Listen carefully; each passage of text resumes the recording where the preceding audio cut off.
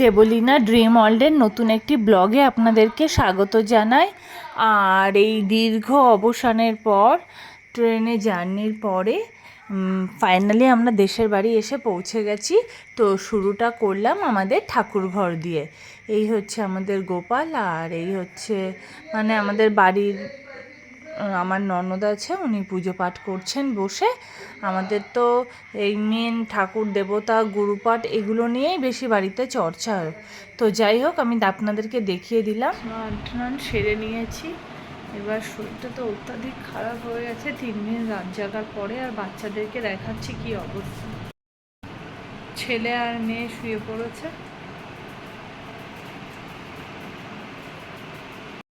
ঘুম থেকে এখন উঠলাম, এখন বাজে দুপুর 2:30। এত অসুবিধা হচ্ছে, 3 দিন রাত জাগা, প্রায় 2 দিন তো রাত ওই জাগা, আর একদিন তো পুরো ট্রেনের মধ্যে একটু ঘুমাতে পেরেছিলাম। তো যাই, এবার কিছু খাওয়া দাওয়া করে নেব। আর মেয়ে তো এখনো ঘুমাচ্ছে, ডাকছে, ওর কোনো হুঁশ নেই। এই ওঠ শোনা, খাবি, ওঠ, কোনো হুঁশ নেই। তো যাই হোক, খাওয়া দাওয়া করে নিই। অনেক দিন পর বাড়ির খাবার খেলাম, খুব ভালো লাগলো। তো এটা ভোগ হয়েছিল, আমাদের গোপালের ভোগ। তো আপনাদেরকে দেখাচ্ছি। এই শাক ভাজা হয়েছিল, কুমড়ো ফুলের বড়া হয়েছিল, ডাঁটার তরকারি হয়েছিল, লাউ ছেচকি মানে চাল কুমড়ো ছেচকি হয়েছিল, আর এটা হলো উচ্ছে আলু ভাজা হয়েছিল। তো এইগুলো আমাদের আজকে ঠাকুরের ভোগ লাগিয়েছিল, তো আমরা এই প্রসাদগুলোই খেলাম। ঘুমিয়ে তো আগেই নিয়েছি। তো খাওয়া দাওয়ার পর একটু রেস্ট করে বিকালে ছাদে চলে গিয়েছিলাম। অনেক দিন পর ছাদে উঠলাম। তো ছাদের অবস্থা খুবই খারাপ, যেহেতু বৃষ্টি হয়েছিল। তো পুরো ছাদে জল জমে গেছে। আর বাচ্চারা দেখুন ছাদে উঠতে পেরে ভীষণ আনন্দিত। তো হচ্ছে ছাদে এই মতন অবস্থায় আছে।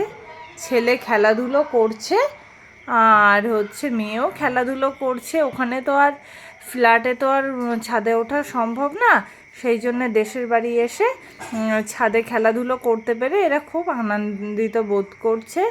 আর মেয়েও দেখুন। তো এই জলগুলো এখনই ছাড়া হবে।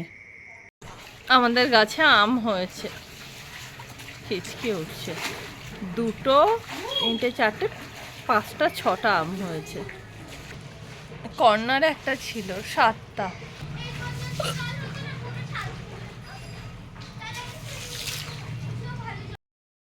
ছেলে খেলা করছে দেখুন। কবে মাস্ক কিনে রেখেছিল, বন্দুক কিনে রেখেছিল, সেগুলো সব পেয়ে খুব আনন্দিত। চোখ মুখ তো বসে গেছে।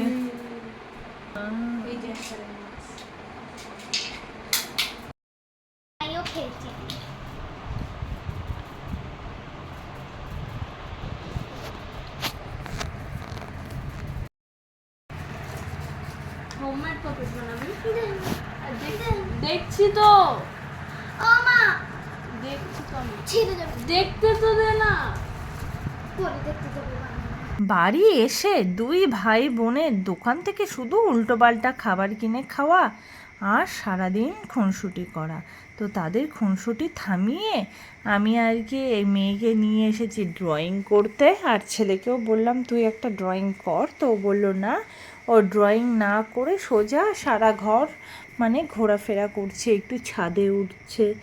তো মুক্ত পাখির মতন এখানে একটু মানে ঘোরাফেরা করতে পারছে। ওখানে তো কোয়ার্টারে দেখেছেন আমার ব্লগগুলি বদ্ধ থাকে।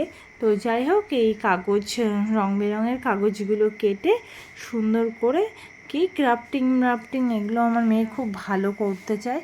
মানে এটা ড্রয়িংয়েরই একটি পার্ট, ড্রয়িং ঠিক বলা যাবে না, ক্রাফটিং বললে ঠিক হবে।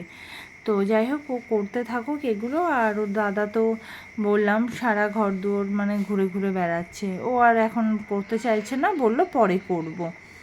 তো এই মতন অবস্থায় ও করতে থাকুক। আর হচ্ছে আমি ততক্ষণে অন্য কাজবাজগুলো ঘরের যেগুলো আছে সেগুলো আমি সেরে আসি, ও এগুলো কমপ্লিট করুক। আর সন্ধ্যাবেলায় ওর পড়তে বসেছে। আর যে পুজো করছিল ওটা হলো ওর পিসি। তো ইনি হলো আমার বড় ননদ, ইনি অবিবাহিত আর মালা করছে, ছেলেকে পড়তে বসালাম।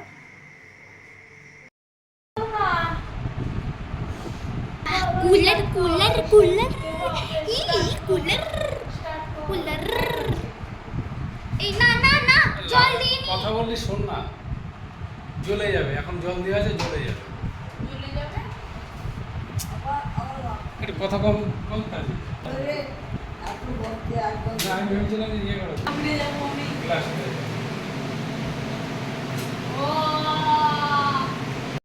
এই দেখুন আমার শাশুড়ি মা, অনেক বৃদ্ধা মানুষ। দেখুন এখন তো টাটকা ঘি পাওয়া যায় না, আমাদের ঘরে গোপাল আছে, সেই জন্য গোপালের জন্য ক্রিম তুলে রাখা হয়, সেই ক্রিম থেকে বাড়িতে ঘি বানানো হয়, কারণ বাজারের ঘি ভেজাল ঘি বলে উনি পছন্দ করেন না। তো ওই দেখুন ঠাকুরের আর কি দুধ হচ্ছে, জাল হচ্ছে, উনি নিজে হাতেই সব কিছু করেন। তো আমার সাথে থাকুন, দেখতে থাকুন, আপনাদেরকে দেখাবো। ক্রিমটা এইভাবেই রাখা হবে বাইরে, ফ্রিজের বাইরে 1-2 দিন, আর তারপরে ঘি বানানো হবে। আর বাচ্চাদেরকে আবার একটু পড়াশুনো করে নিচ্ছে, মানে হোমওয়ার্ক। তো আজকের ব্লগটি আমি এখানেই শেষ করছি। শুভরাত্রি।